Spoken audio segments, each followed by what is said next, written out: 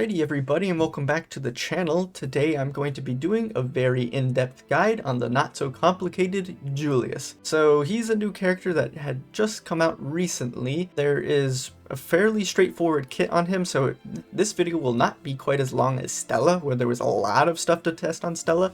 I think I probably spent 2.5 hours testing Stella. Well, Julius only took 30, maybe 40 minutes to fully test. Much less complicated, still more to be seen on how he performs, as he was tested with only the one copy. If I had more copies, maybe he'd do a little bit better. Overall, I'd say he's okay. He's a warrior. He has fairly good self-healing. He has pretty good damage for a warrior just due to his talent, and we'll go over that in a little bit. Decent in Mausoleum. He's like not good at PvP. I don't know, he's like more of like an early game pick for PvE. If there is content in which you just need another frontline where they could stay alive, do a decent damage output without needing much investment, then Julius is going to be your person. The more HP that they have, the more damage he will do, capped up to his attack. That'll play into an effect when I go over that a little bit later. The higher the HP, the more he should be able to do theoretically. So that means he should do decently okay in content in which the enemy is much stronger than him, so at higher BP deficits, just because as a sub DPS he'll be able to continue to output some damage. However, I wouldn't say that he is a main DPS, but between Julius and Stella, I think Julius is a little bit better under what we currently have available for him. If there are more modes, let's say like a Knight of the Hunt, or a Prophecy, or like a Clan Hunt or something like that, and there's a stage more geared towards him, then we'll have to readjust and change some things. But overall, he's not good, he's not bad, he's like a in-between kind of a character. So currently I would say he would still fall under a niche pick, but he has more potential than Stella does. So we'll just go over some of the things in his kit. Talent. Every 20 times Julius deals damage to an enemy, he gains 1 stack of Phantasm up to 3 stacks. When he has those 3 stacks, he gains 30% lifesteal, which is basically recovered HP equal to a percentage of the HP loss inflicted. Phantasm is pretty good in of itself, so when he attacks, basically for every trigger damage that he does, the blades will automatically perform an additional trigger, dealing physical damage equal to 2% of the target's max HP, capped at 50% of his attack, and this cannot be dispelled.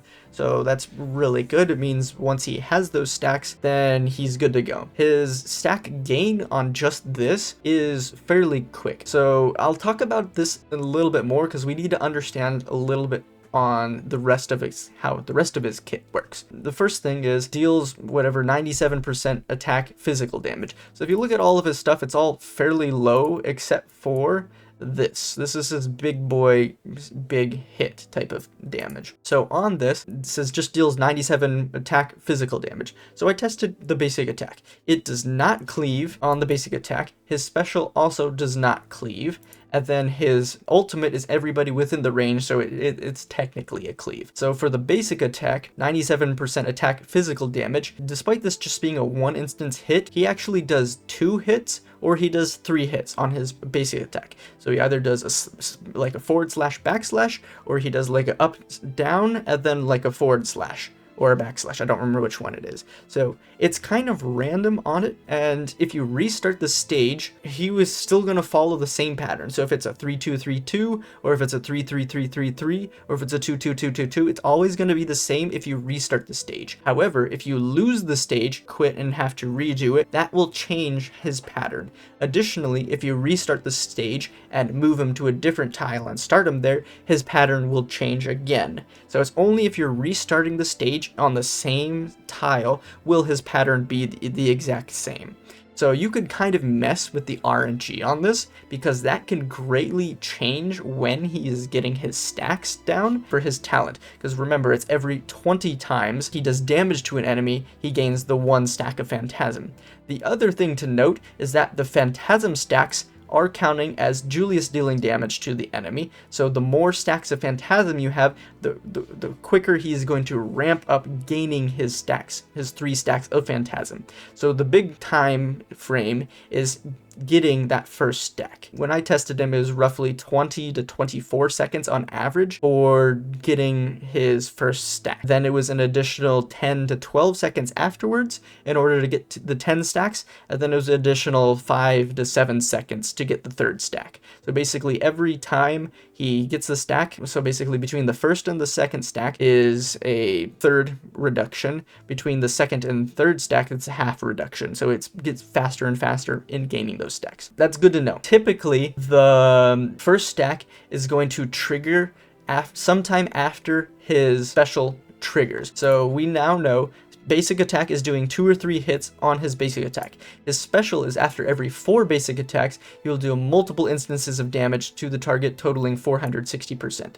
Again, this is every 4 seconds he's doing an attack. So basically he's doing 2, 3, 2, 2 as an example. After he's done that rotation, then he will do his Spectral Pursuit. It says he deals multiple instances of damage to the target, totaling 460% attack physical damage. This is at level 4. What this doesn't specify again is how many is this multiple instances of damage. So I tested it, recorded the video, ran it through a scrubber at really slow speed, and the answer to the question is 5. He does 5 instances of damage on this attack. So you could think of it this way: 2 plus 3, 5. 2 plus 3, 5. And then he'll do this, an additional 5. So on average, he'll be at about 15 stacks after the first rotation, which is 16 seconds. So that's why, if he does another 5 damage, a 2 and a 3, that'll put him about, 24 seconds or something like that, 26 seconds. It just depends on how he's chasing enemies around and stuff like that.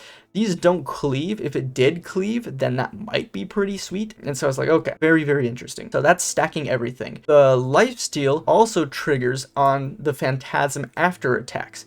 So every time he's doing damage, he's doing a basic attack, he's healing off of that. Phantasms are doing a follow-up attack, he's also healing off of that. So he is a by far better version of the base SR Noah as far as gaining lifesteal and whatever. So overall, fairly simple. Basic attacks, basic attacks. The special does not count as basic attacks. I tested it with an Eye of Truth to see whether or not the special damage is getting increased. It's not, it's only gaining the stats increase from the artifact itself was increasing this damage. So basic attack, artifact, Echo of Truth was not working as far as increasing the special. Moving on to his ultimate. He attacks enemy units in a select rectangle with his halberd, dealing 1725% attack physical damage. Every stack of Phantasm increases this damage by 15%. So that is a fairly significant number, because that number seems to scale if you have like an Echo stat or something like that on him. So if he has like all damage and physical damage, each of those are stacking. What I'm not sure about is whether that is stacking multiplicatively or additionally. We'll have to do further testing once I have some gear on him and I can test that a little bit better. But with 3 stacks of Phantasm, that's a 45% damage increase on this number, which is already a pretty big number. The range on it is decent for a warrior. It's like a small rectangle. It's pretty much the first 2 squares centered on him in front of him, a little bit past that and a little bit to the sides of those 2 squares. So it's a pretty decent range. When he's using his ultimate, he gathers the Flying Blades based on the stacks of Phantasm, continuously dealing multiple instances of physical damage to enemies in a select rectangle. It's supposed to be rectangle, not a rectangular. I don't know what the rectangular is. That's just a misspelling. So it says he attacks enemy units in a select rectangle with his halberd, dealing 1725%. For whatever reason, this seems to be triggering the Phantasm. So ult is doing 3 hits at 0 stacks of Phantasm. What I need to calculate is how many hits this multiple instances is doing at 1 stack of Phantasm, 2 stacks of Phantasm, and 3 stacks of Phantasm. For the 3 stacks of Phantasm, it was super hard to count, but it looked like it was doing about 20 to 22 hits at 3 stacks of Phantasm, which is a lot of hits, each of those hits are triggering his lifesteal as well. So he's getting a lot of healing on his ultimate attack. Basically, if you have it going in a rotation. During Blood Moon, paired with like a Lami or something like that, he has insane amount of lifesteal because those also stack. He's not like a main tank. He's a good sub tank, like if you need to soak a couple little bit of damage, but that's only after he gets the 3 stacks of Phantasm. So again, on average, that's anywhere from 38 to 40 seconds to get the 3 stacks. So that's a fairly long time to survive in. The other interesting thing was I did test the different artifacts. So I did test with Philosopher's Stone. We have this, again, on a crit hit, fires 4 bullets at the target at a cooldown of 6 seconds. Again, it's the same thing as Stella, where those 4 bullets that are hitting are triggering his talent, which is greatly increasing the speed in which he is gaining the stacks of Phantasm. I had a guildmate test it because mine is only level 3, as you can see here, and that was able to reduce the time down quite a bit. So I think on average he was hitting anywhere from 16 to 20 seconds for the first stack. It was 25 to 28 for the second stack, and then it was 18 to 20 for the third stack. So basically it was cutting down the time in order to reach the 3 Phantasms in half. That's provided that you're getting the full crits though. Again, so ideally with the 18 seconds you've crit 3 times as soon as that hits. The other interesting thing is his Phantasm stacks triggering. If those trigger a critical hit, that's also triggering this crit hit as well. So they can self-proliferate and help it to ramp faster. So for him, I believe this is going to be one of the best artifacts for him. It's likely to be his best artifact. He doesn't have anything that is dealing increased damage to enemies under debuff or control effects, so this is not going to trigger. And then this as well to the target. If this was like an AoE target, then I think this would be a little bit better, but it's not. It's just a single target. That's kind of it for the artifacts on him. That's it covering his skills. As far as uses, I kind of talked about some of the modes. I didn't talk about Time-Worn Mausoleum with him. So in Time-Worn Mausoleum, he does not trigger the HP percent based hit on his upgraded relic. What that means is it doesn't seem to be functioning as correctly, which is okay because Mausoleum, a lot of characters have really weird interactions in Mausoleum. He actually did a fairly decent amount of damage, but it was only once he had his relic upgraded. That's the only time he did a decent amount of damage. It's the same thing as Gilrain's ultimate, where it changes it to basically like 3 lines. His ultimate is doing a single line, but it's a much higher basis than Gilrain's. I think when I first did it, my Van is who I use as the baseline, and I just did everything full auto. Van did like 7 million or something like that. Julius did 3 million. That's fairly decent. That's better than Timeless Aeona did in the same comp as Van when they both had their artifacts going at the same time in full auto. Again, if you full manual everything, you'll do a little bit better, but since his is just lines, it's not really as optimized. Sometimes it'll do like some weird, like, oh, I'm just gonna hit one enemy that is really close to the portal, if that's the case. In Time-Worn Mausoleum, fairly decent if he has his relic upgraded. Tomb of the Fallen, I think he'll do pretty okay in some of the stages if you need like an like a sub DPS, solely because his ultimate can do an AoE attack. Most of those bosses you need some sort of thing to deal with trash mobs and stuff like that, or summons or whatnot. He has difficulties with retargeting, so that kind of detracts from his usefulness. Blood Arena, I tested it in Gauntlet a couple of times. He could not survive long enough, like with the Timeless Aeona meta that's going on, like he couldn't do anything in that. In Crucible, as in an off team, I tested a couple of times. He did fairly decent, just because his damage is okay, and then the AI on him is not too stupid, so to speak. Threads of Fate, not very good. Like, kind of initially when enemies aren't doing so much damage, but once you're under deficit, like, he has pretty low numbers on most of his things except for his ultimate, so it's just, he's not doing a lot of damage overall. Like, decent sustain, but it's just not a lot of damage. We're just gonna go over some stuff. So he's an SSR. Bloodborne, again, we have another medium Bloodborne. Warrior Full Moon, so that kind of detracts again, where he is classified. Full moons are typically like more full damage dealers. He has okay damage. It's not great, it's not bad. It's closer towards the great side than it is the bad side. Melee single target damage despite his ultimate being an AoE. So then we have his stats right here. So blood power, HP, attack, physical defense, and magic. So when I went through and I tested them,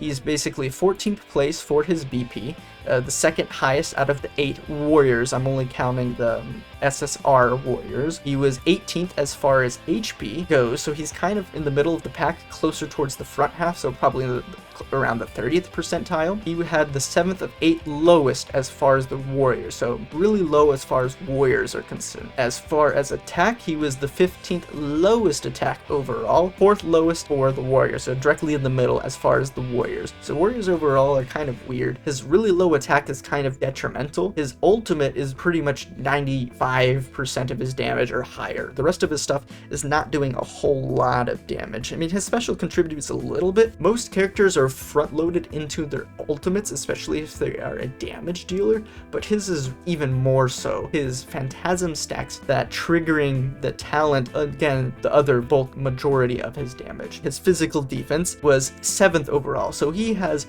really high physical defense, higher than many of the tanks. So I was like, okay, that's pretty interesting. 3rd out of 8 highest for warriors, and then he has the 13th highest magic defense. So again, that's pretty good, but he's only 5th out of 8 highest for warriors. So overall, like, he has some pretty decent on paper stats. It's just, yes.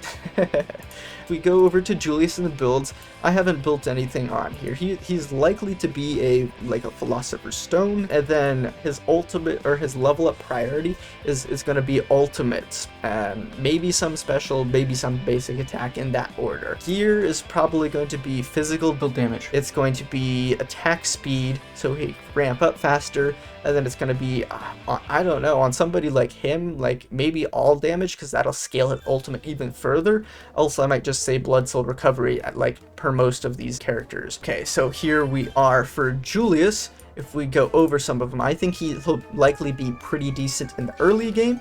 The only downside is you're not likely to get him early game because he's locked behind Clan Hunt.